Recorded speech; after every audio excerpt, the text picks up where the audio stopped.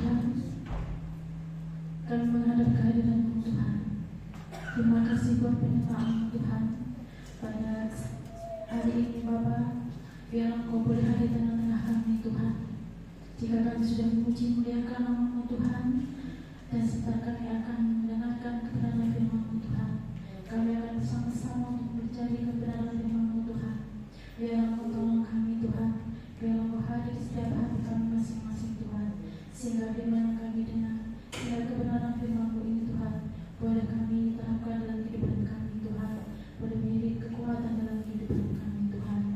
Bapa, urapilah mulut bibir hamba-Mu ini Tuhan yang akan menyampaikan kebenaran firman-Mu Tuhan, biar apa yang kami sampaikan ini hanya dari kami saja. Terima kasih Tuhan, kami sambut firman-Mu dengan sukacita. Haleluya, amin.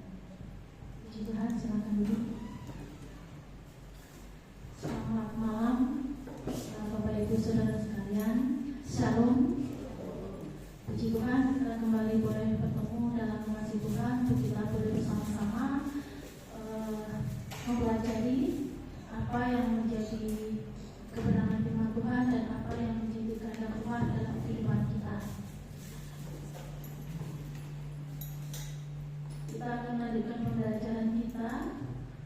Kalau pada pembelajaran kita sebelumnya itu kita mempelajari kuasa salib, ya, dan itu harus kita juga lakukan di dalam kehidupan kita, di mana ketika kita sudah mengikuti Kristus, ya, pada pembelajaran terakhir kemarin di sana disampaikan bahwa ketika kita mengikuti Yesus, berarti kita harus menyangkal diri, ya, kemudian kita juga harus mau untuk memikul salib.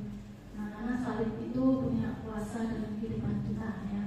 Nah, untuk kesempatan sore hari ini, pada sore menjelang malam hari ini, kita akan kembali untuk belajar pada pembelajaran berikutnya, yaitu pada pembelajaran ketiga, di mana pembelajaran ketiga ini dengan judul di sana gaya hidup bersekutu dengan Allah.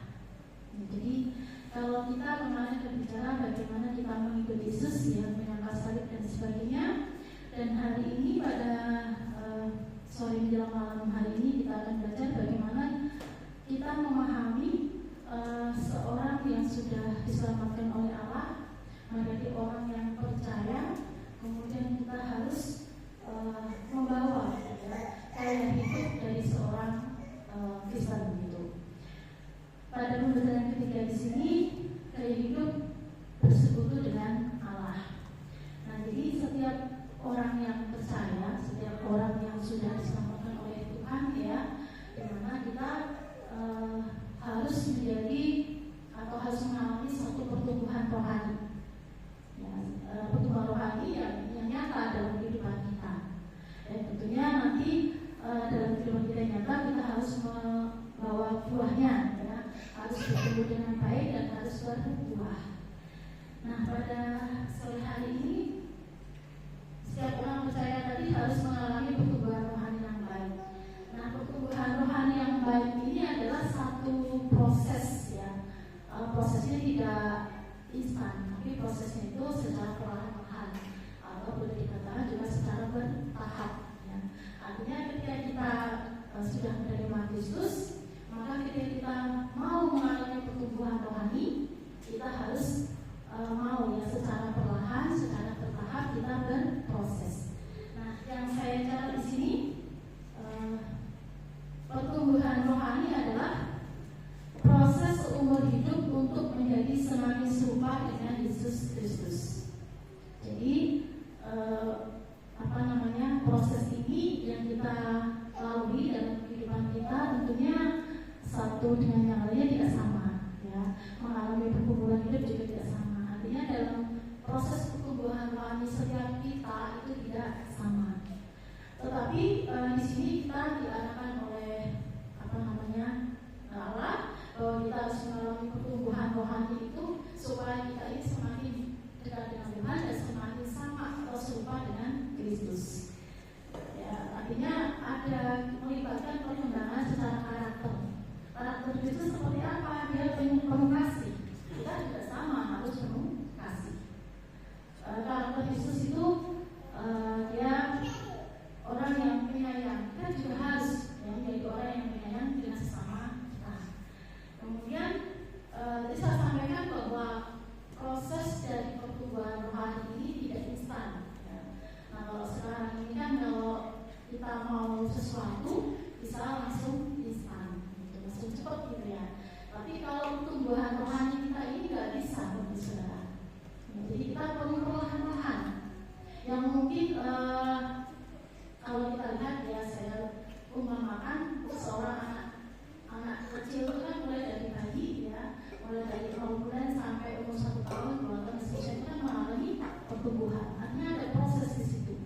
mulai dari dia mungkin merangkak, berjalan, ngomong dan sebagainya perlu proses. Nah, sama dengan hal yang kita alami dalam kehidupan kita untuk bertumbuh secara rohani, maka kita juga perlu proses. Artinya kedewasaan rohani kita itu juga tidak instan, ya. Saya juga mengalami proses, ya, mulai dari anak-anak sampai sekarang ini pun saya terus proses bagaimana untuk kita bisa mengalami pertumbuhan rohani secara baik, supaya yang paling tidak lah kita bisa menerapkan apa yang dikehendaki Tuhan di dalam Alkitab itu. Dan tentunya kalau ada Alkitab yang baik-baik, yang tidak yang buruk. Tetapi di sini kita belajar, ya, bagaimana kita menjadi seseorang yang sudah diselamatkan, seseorang yang percaya untuk bisa bersekutu dengan Allah. Tentu kita coba bedah di dalam Kisah Para Rasul 2.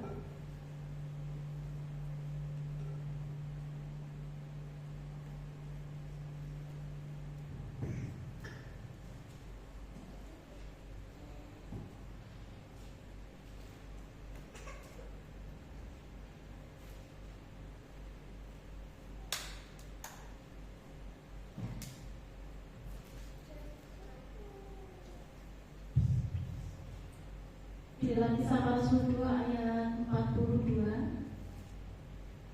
begini bunyi firman Tuhan. Mereka bertekun dalam pengajaran rasul-rasul dan dalam persekutuan, dan mereka selalu berkumpul untuk memecahkan roti dan berdoa.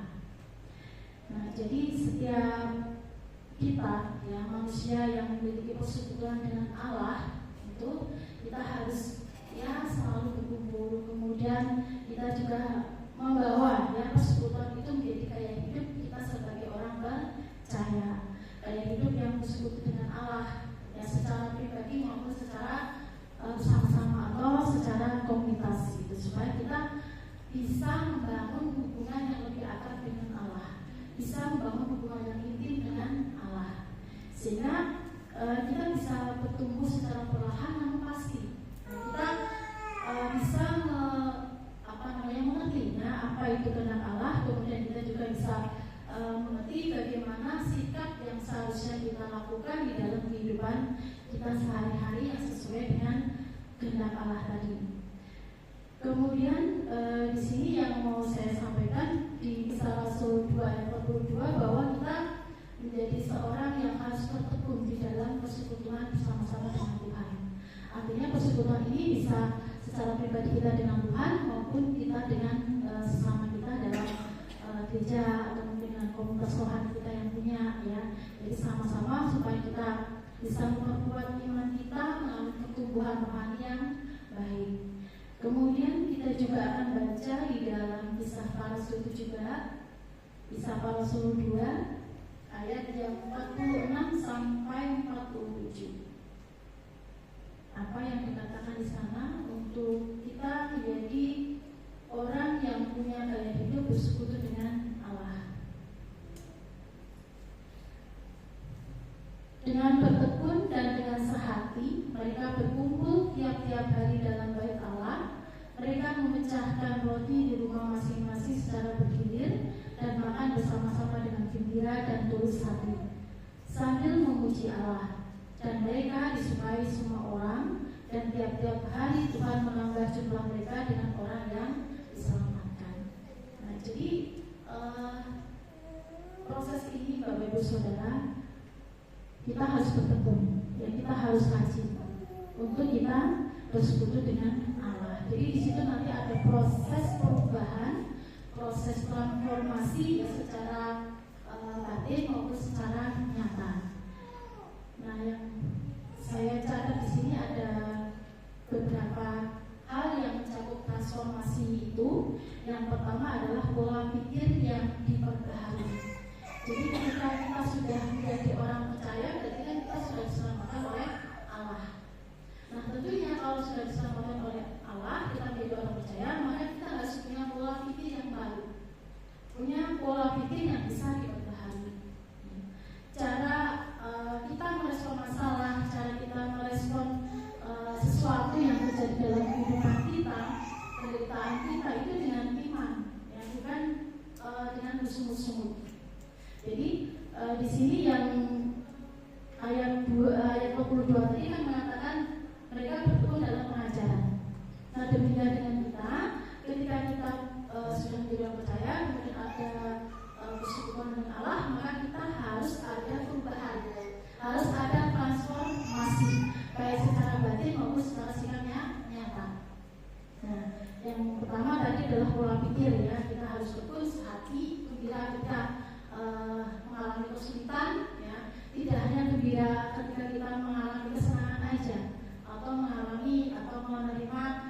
sesuatu yang buat kita senang.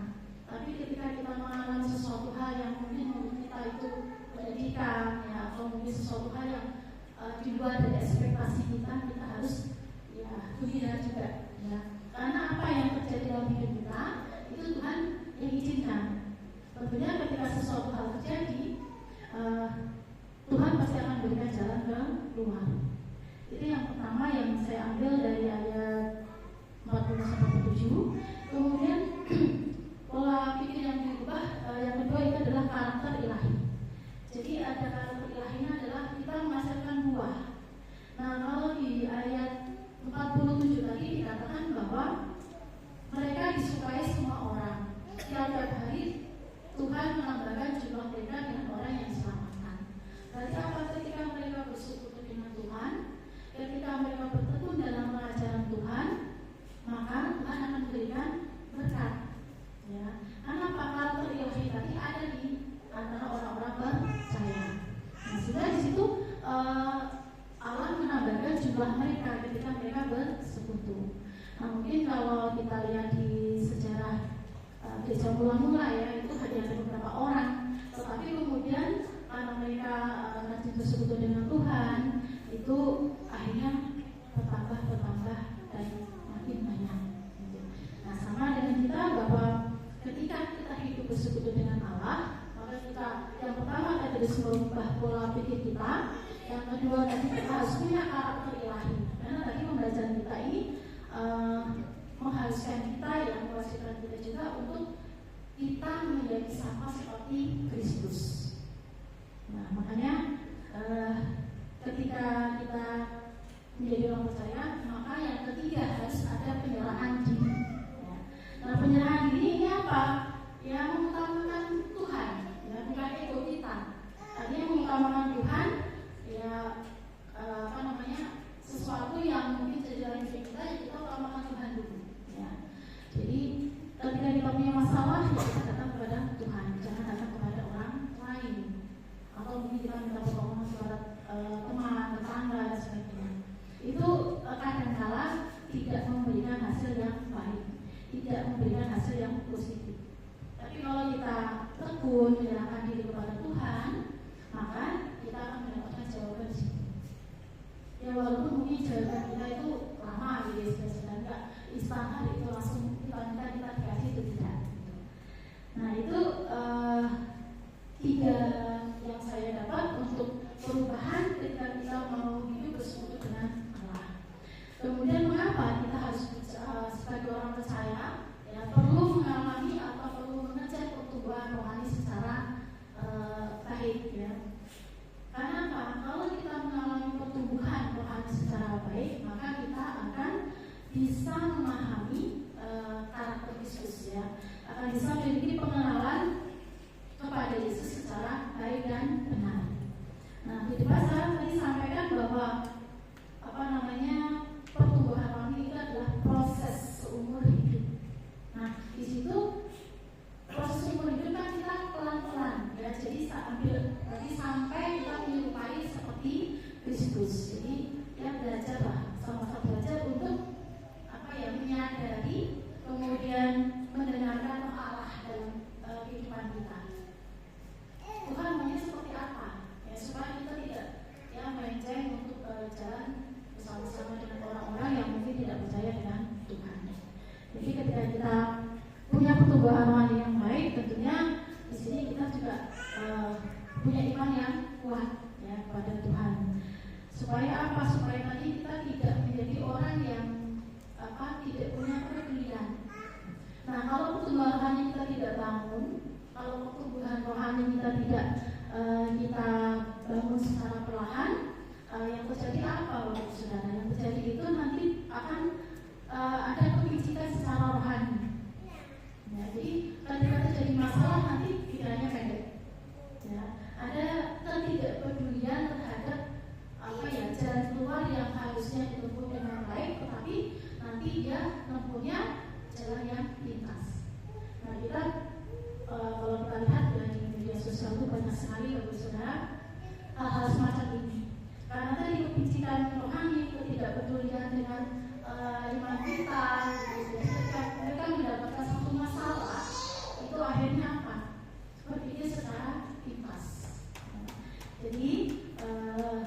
pertumbuhan rohani ini juga persekutuan kita dengan Tuhan, pertumbuhan rohani kita itu yang baik, tentunya mempersiapkan kita untuk menjadi pelayan-pelayan Tuhan.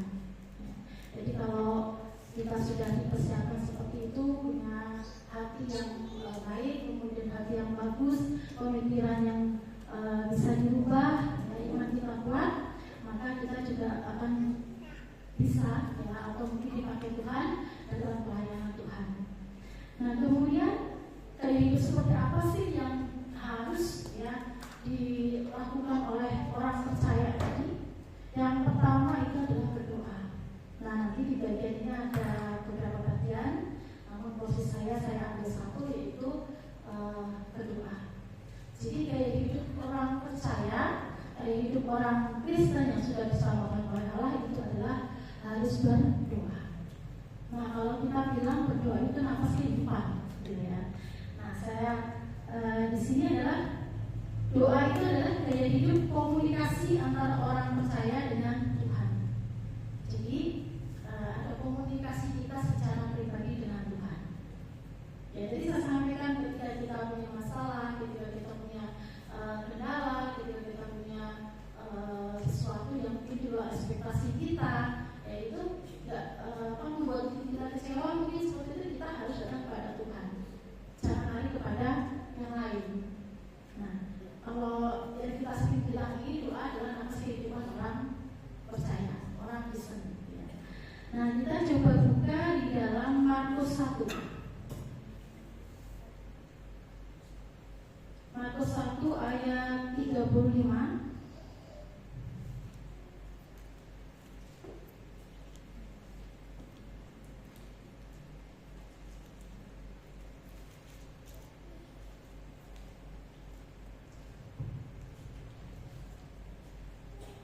Markus 1:35, di sana dikatakan bahwa pagi-pagi benar waktu hari masih gelap, ia bangun dan pergi keluar. Ia pergi ke tempat yang sunyi dan berdoa di sana. Nah, itu kalau kita lihat kan perikopnya di sana, Markus 1 ayat 35, itu kan Yesus mengajar di kota-kota lain. Nah, jadi sebelum Yesus itu mengajar, Yesus itu keluar, pergi dulu ke tempat sepi gitu ya, untuk berdoa. Supaya apa? Supaya pengajaran yang dia sampaikan nanti bisa diterima oleh mereka, kemudian berkenan juga di kehidupan orang-orang pada saat itu. Nah, sama dengan kita Bapak Saudara, bahwa kita sebagai orang yang percaya tadi, kita harus melakukan doa ya, baik secara pribadi maupun secara bersama-sama seperti ini. Nah, itu kata ia itu kan I-nya besar, itu adalah menunjukkan Yesus ya. Kemudian di Daniel 6 ayat 11,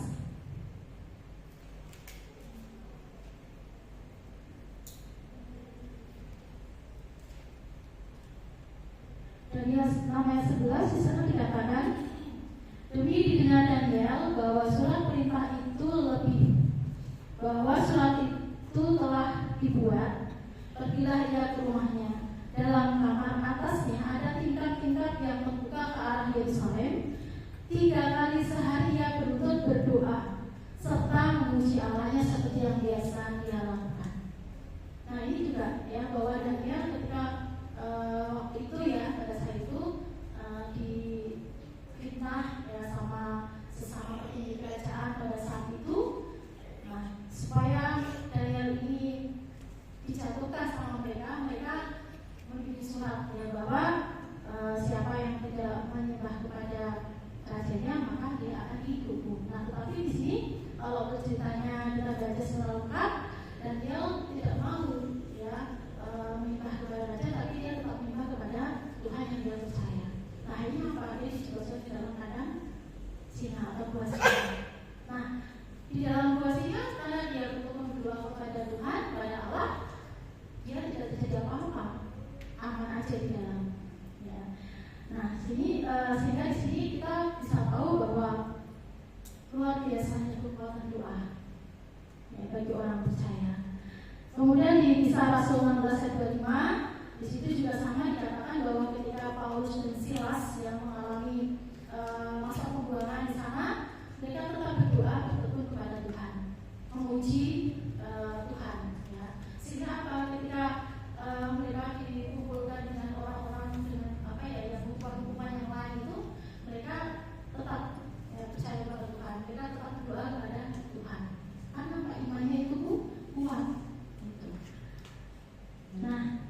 Berikutnya untuk berdoa tadi kita sebagai nafas kehidupan. Nah, kata berdoa dan kata doa itu juga mempunyai arti atau makna yang lain di dalam Alkitab. Yang pertama itu adalah berseru kepada Tuhan. Jadi ketika kita berdoa, kita juga berseru kepada Tuhan.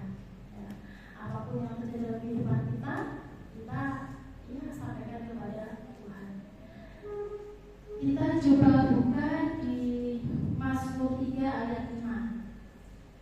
Mazmur 3 ayat 5 di sana dikatakan, dengan nyaring aku berseru kepada Tuhan, dan Ia menjawab aku dari gunungnya yang kudus. Nah, di sini kita berseru kepada Tuhan.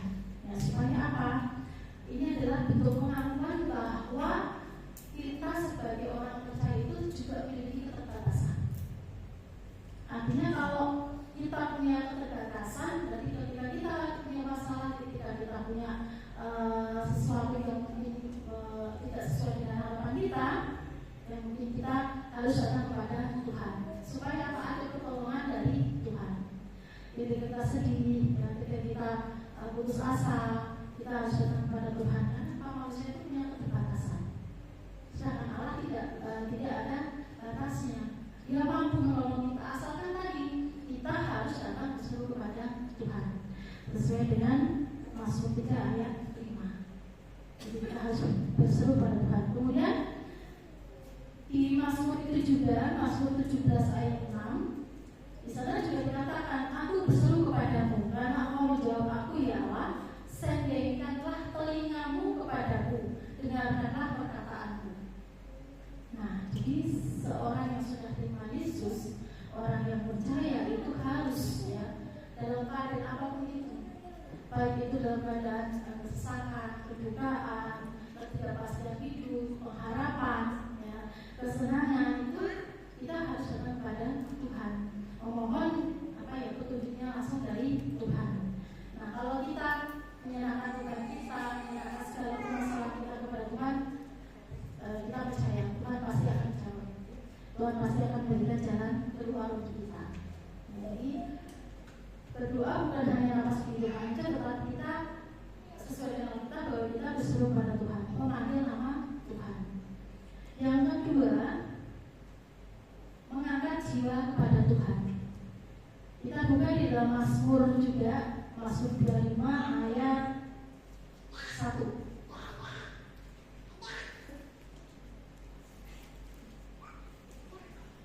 Mazmur 25 ayat 1. Dari Daud, kepadamu ya Tuhan, ku angkat jiwaku. Nah, ini adalah Mazmur Daud yang mengatakan bahwa kepada Tuhan di sini untuk mengangkat jiwa. Nah, mengangkat jiwa ini berarti apa, Bapak Saudara? Jadi kita menyerahkan, menyerahkan beban hidup kita, menyerahkan segala permasalahan yang terjadi dalam hidup kita, menyerahkan semua yang membuat hidup kita ini menjadi tidak aman, menjadi tidak nyaman. Kita serahkan seluruhnya kepada Tuhan. Kemudian ini juga menjadi bentuk respon kita untuk membiarkan Allah itu hadir di tengah-tengah kita, untuk Allah hadir dalam hidup kita, memimpin kehidupan kita, kemudian memberikan kekuatan dalam kehidupan kita untuk kita supaya bisa menjalani kehidupan ini dengan baik. Itu yang kedua. Kemudian yang ketiga, yang pertama tadi berseru kepada Tuhan, kemudian yang kedua mengangkat jiwa kepada Tuhan, yang ketiga mencari Tuhan. Jadi doa itu juga kita mencari Tuhan. Ya. Kita baca di Yesaya 55 ayat 6.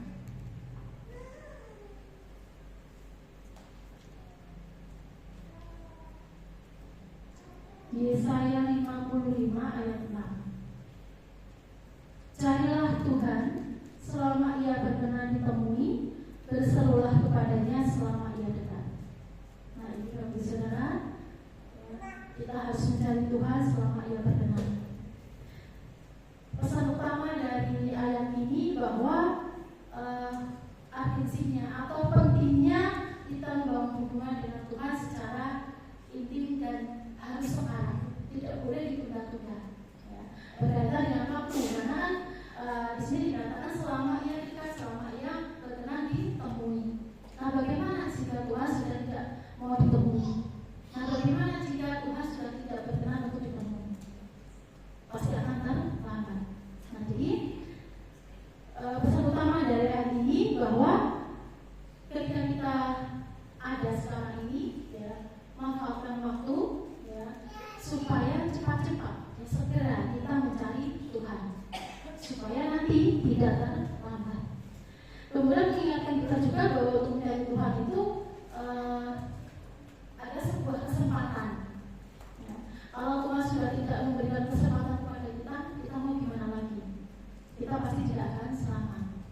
Nah, karena Tuhan masih berkenan ditemui, karena Tuhan masih mau untuk kita temui dan Dia masih dekat dengan kita, maka sekaranglah waktunya, ya, kita mencari Tuhan, kita bersekutu dengan Tuhan tadi, kemudian kita tetap selalu bertekun di dalam doa. Nah, ABC tadi berkaitan dengan waktu, kemudian berseru berarti termasuk panggilan tadi, ya, bahwa kita memanggil Tuhan dalam kehidupan kita supaya kehidupan kita ini bisa dilindungi oleh Tuhan. Kemudian berpaling dari dosa, ini tadi berkaitan dengan pertobatan. Nah, tadi berkaitan dengan waktu juga. Ketika Tuhan masih mau ditemui, dan kita harus berpaling dari dosa. Ada pertobatan, ada perubahan hidup tadi, ya, ada perubahan pola pikir itu tadi, dari manusia yang lama menjadi manusia yang baru, supaya hidup kita juga berkenan di dalam Tuhan. Kemudian mencari Tuhan itu juga berarti memusatkan Tuhan dalam kehidupan kita. Ya, tadi mementingkan Tuhan daripada ego kita. Ya, Tuhan sebagai prioritas dalam kehidupan kita, sebagai sumber keselamatan dalam kehidupan kita. Itu yang mencari Tuhan. Kemudian berdoa juga mempunyai makna bahwa menghampiri tahta karunia dengan keberanian. Kita baca di Ibrani 4 ayat 16, ya Bapak Saudara, bagaimana yang dinyatakan di sana.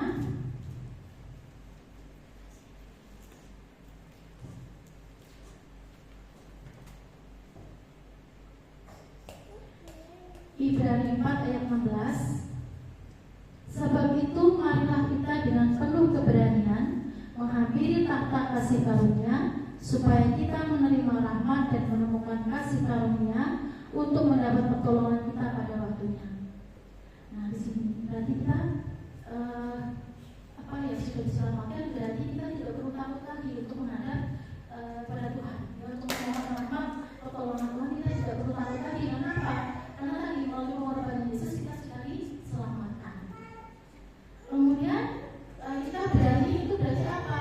Berani untuk datang bukan karena kehebatan kita, ya, tapi karena kasih karunia Tuhan yang sudah diberikan Tuhan untuk kita, supaya kita bisa datang kepada Tuhan, bersekutu kepada Tuhan, dan selalu bertekun di dalam doa. Itu yang mengambil tahta karunia dengan keberanian. Bukan berarti kita karena saya hebat, karena saya bisa, karena saya paling pintar, itu tidak, ya. Tapi karena kemurahan Tuhan, bahwa kita dikasih keselamatan, dikasih keberanian itu untuk kita selalu datang kepada Tuhan. Kemudian yang terakhir Bapak Saudara, dari buku yang ini, bahasan yang pertama dari gaya hidup bersekutu dengan Allah dan doa. Yang kelima, doa bermakna juga sebagai pendekatan diri kepada Allah atau mendekati Allah. Kita baca di Ibrani juga, Ibrani 10 ayat 22.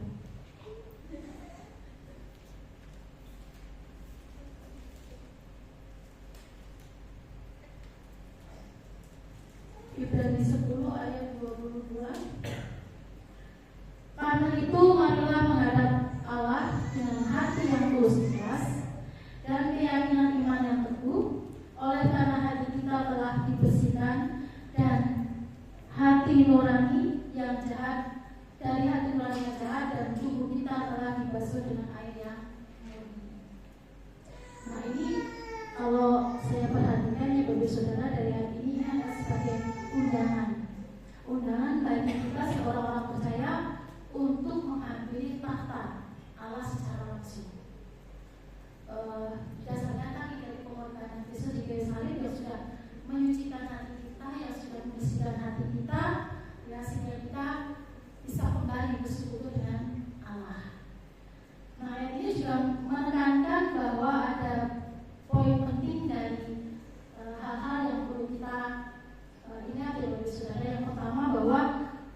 doa itu harus punya hati yang tulus ikhlas.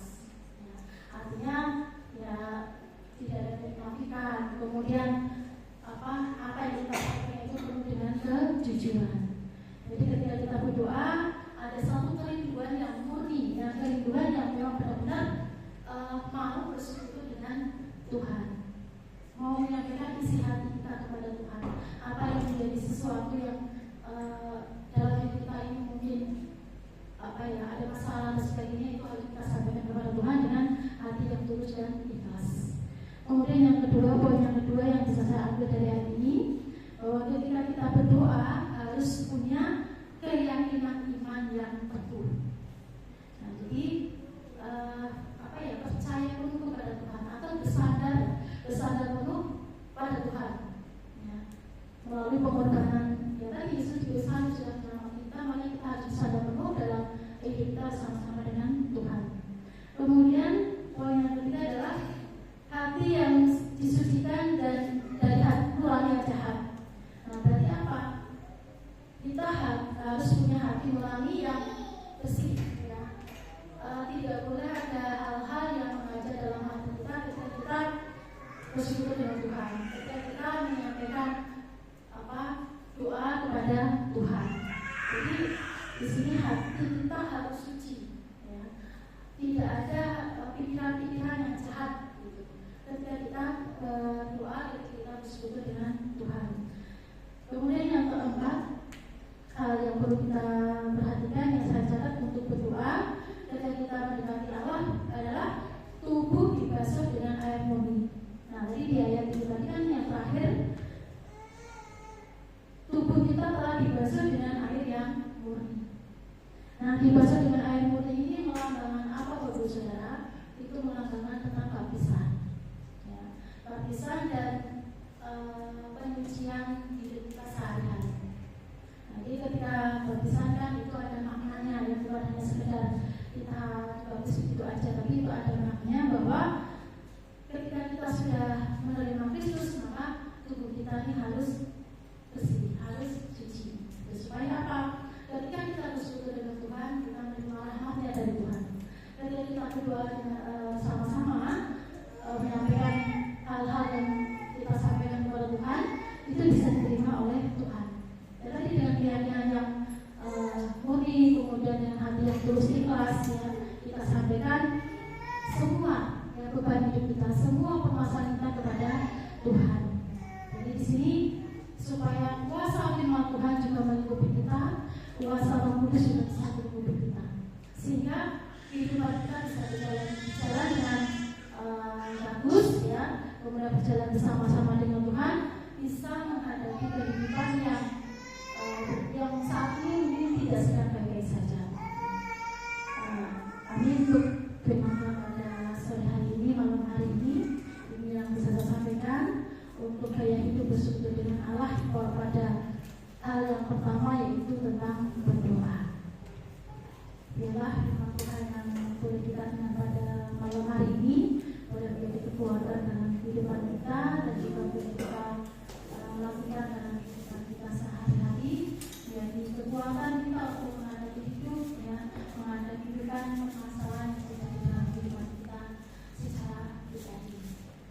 Bapak Ibu Saudara, saya undang berdiri untuk kita bersama-sama menyanyikan lagu khususnya sejauh doa. Mohon Ibu Saudara bisa bantu saya.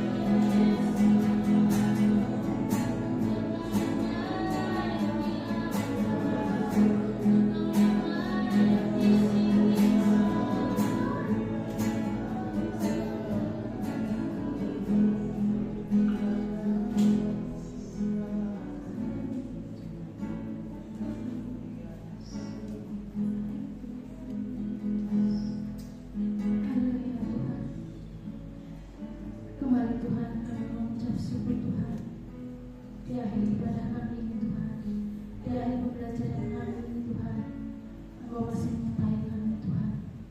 Bapa, terima kasih buat firman-Mu pada sore hari ini Tuhan. Firman mengingatkan kami Tuhan, untuk kami boleh bersekutu dengan Engkau Tuhan, untuk kami boleh bertekun dalam Engkau Tuhan, untuk kami boleh bertekun berdoa, menyampaikan apa yang kami alami pada Tuhan. Bapa, kami bersyukur Tuhan, sampai saat ini Bapa, Engkau boleh memberikan kami nafas kehidupan Tuhan. Engkau masih memberikan kami kehidupan Tuhan. Ini adalah kemurahan-Mu Tuhan. Ini kasih setia-Mu pada kami Tuhan. Engkau tidak pernah meninggalkan kami Bapa. Engkau tidak pernah meninggalkan kami apapun yang terjadi dalam kehidupan kami Tuhan. Kami mengucap syukur Tuhan. Apa yang terjadi dalam kehidupan kami Tuhan, itu adalah sebuah bentuk Bapa untuk menimpa kami Tuhan, untuk kami selalu bertemu, berdoa bersama-sama dengan Engkau Tuhan. Bapa, biarlah Engkau boleh ajarkan kami untuk kami selalu berdoa, untuk selalu kami bertemu, bersekutu bersama-sama Tuhan, untuk kami boleh menerima berkat daripada Engkau Tuhan. Bapa, biarlah apa yang kami terima pada sore hari ini Bapa boleh menjadi kekuatan dalam kehidupan kami Tuhan, boleh menjadi landasan dalam hidup kami Tuhan, dan boleh kami lakukan dalam kehidupan kami Tuhan. Karena kami tahu Bapa bahwa jika kami berdoa kepada Engkau Tuhan, kami selalu memanggil Engkau Tuhan, Engkau pasti akan ada untuk kami Tuhan. Engkau akan selalu bersama-sama dengan kami Tuhan. Engkau melindungi kami Tuhan di dalam setiap kehidupan kami Tuhan. Apapun yang kami lakukan Tuhan, kami percaya bahwa jika kami berseru pada Engkau Tuhan, jika kami memanggil Engkau Tuhan, dan kami selalu bertekun berdoa kepada Engkau Tuhan, Engkau selalu melindungi kami, Engkau menyertai kami setiap jalan kehidupan kami Tuhan. Bapa, pada kesempatan malam hari ini Bapa, kami memohon pertolongan Tuhan untuk pada kami Tuhan, untuk kami boleh belajar Bapa menjadi orang-orang yang percaya kepada Engkau, yang selalu bertekun dalam Engkau Tuhan, yang boleh hari terus ikhlas Tuhan, dan boleh kami menjadi orang yang bisa memancarkan kasih kepada orang lain Tuhan. Dan biarlah kami menjadi pelayan-pelayan Tuhan, supaya kebenaran firman-Mu Tuhan, biarlah kabar sukacita ini boleh kami sebarkan kepada orang lain juga Bapa yang belum mengenal Engkau Tuhan. Dan biarlah juga Engkau Bapa boleh kuatkan kami Tuhan yang sudah menerima Engkau Tuhan, yang sudah Engkau selamatkan Tuhan. Biarlah Engkau boleh kuatkan iman kami Tuhan, boleh memperkuat iman kami Tuhan, sehingga tidak akan goyah ketika terjadi sesuatu Tuhan, ketika terjadi masalah beban hidup kami yang menghimpit Tuhan, beban yang berat dalam kehidupan kami Tuhan, kami tidak akan goyah Tuhan. Biarlah kami selalu berdoa kepada Engkau Tuhan, karena kami percaya bahwa Engkau hanya sejauh doa kami Tuhan. Terima kasih Tuhan, terima kasih Yesus. Pada kesempatan ini juga Tuhan, kami percaya jika Engkau pada saat ini ada bersama-sama dengan kami Tuhan, kami juga percaya pada saat ini juga Engkau bersama-sama dengan saudara-saudara kami Tuhan, yang pada kesempatan malam hari ini belum sempat hadir Tuhan. Biarlah Engkau boleh melihat mereka satu persatu Tuhan, apa yang menjadi permasalahan mereka Tuhan. Biarlah Engkau berikan jalan keluar Tuhan, apa yang mereka jalani, biarlah Engkau berikan berkat yang melimpah Tuhan, dan biarlah Engkau juga berikan kesembuhan bagi mereka yang sakit Tuhan, sehingga pada kesempatan yang akan datang boleh bersama-sama dengan kami untuk boleh memuji, memuliakan kebenaran dan memuliakan kebenaran firman-Mu Tuhan. Ini doa kami Tuhan, biarlah Engkau beri sempurnakan kami, sempurnakan doa kami Tuhan. Hanya di dalam nama Yesus kami sudah berdoa dan mengucap syukur. Haleluya. Haleluya. Saudara sekalian yang dikasihi oleh Tuhan, terimalah rahmat dan damai sejahtera dari Allah Bapa di surga, cinta kasih dari Tuhan Yesus Kristus dalam persekutuan dengan Roh Kudus menyertai saudara-saudara semua sampai selama-lamanya. Di dalam nama Yesus kami berdoa dan mengucap syukur. Haleluya. Kita semua yang diberkati Tuhan, kita sama-sama katakan